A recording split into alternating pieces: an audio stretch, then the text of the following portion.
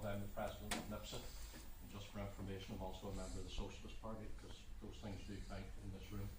I think first of all, what I would say is we began the discussion on organising like this only a few weeks ago, and I must say, I think for those of us who were in the meeting to discuss it, we would be very pleased with the turnout tonight, and I think it does show a thirst that is out there for some alternative to be built. I think there's just no question of that.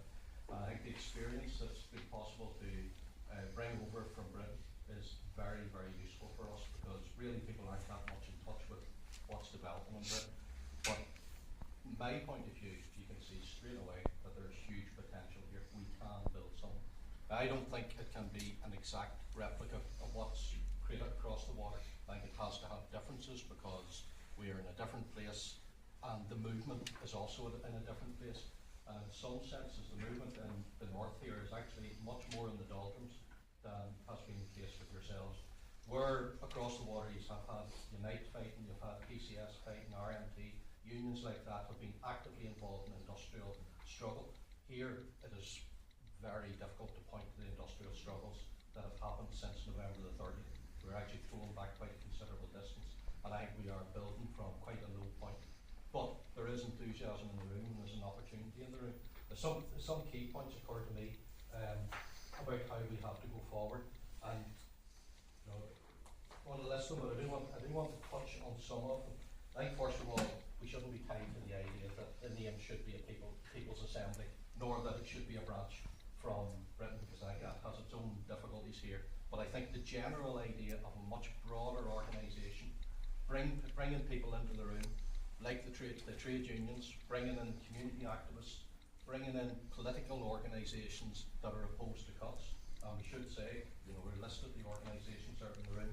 The Socialist Party is here, the SWP is here, the Communist Party is here. And we should acknowledge that, because in Northern Ireland, those groups are critically important to any active campaign that takes place. You know, they quite often are the foot soldiers who do the work on the ground, leaflet and protests, etc., and other organisations, obviously, as well. And it's very important, I think, that whatever we establish has an open door to everybody who's prepared to take on the issues of austerity and fight against all cuts. I think it has to be an open door. I think as well, whatever we establish has to be trade union based. The trade unions must be the spine of it, and I suspect that's the case across the water, is the trade unions really stabilise it, give it a spine, give it a mass base, and that is, I think, critically important. We need to be united in the fight against all cuts, because 5-6 years ago there was a bit of a discussion in the movement about, you know, were some cuts more acceptable than other cuts. That was defeated, that idea, but it's in the background, and it's an extremely dangerous idea that some cuts are more acceptable than the others, and you campaign against some but you don't campaign against the others. If you're on the receiving end, then that cut's a bad cut. As I say, I think we have to have an open door to all of those who are prepared to fight, all of those who are prepared to join in that in the struggle, and quite genuinely an open door. No false barriers should be put in place. I think as well, if we are talking about redeveloping our movement, I agree with the general thrust of what has been said about we need to find points of unity and points of action. But within this new forum, this new body, there also has to be an opportunity for debate and discussion.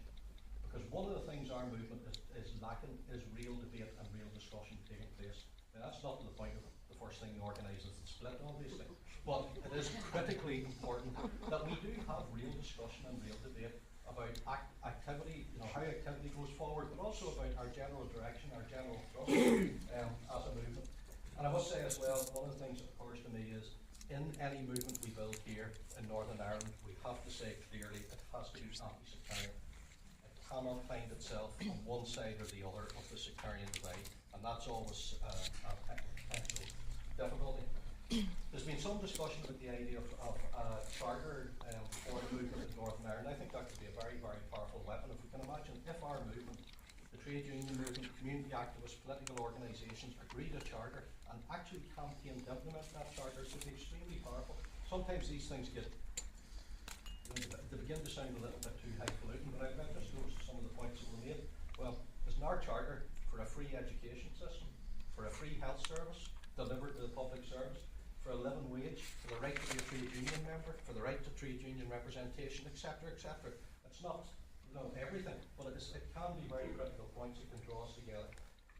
The final point I would make on it is there is a huge opportunity here, I think, for our movement to take a step forward. But we are taking little steps. We're not leaping, we're not deluding ourselves as to where the movement is today.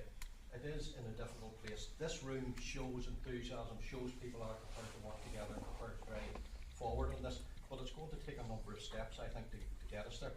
I think if we can agree today to begin to do joint activity around specific issues, one of the things that strikes me is the welfare reform issue. Is there a way we can take that up?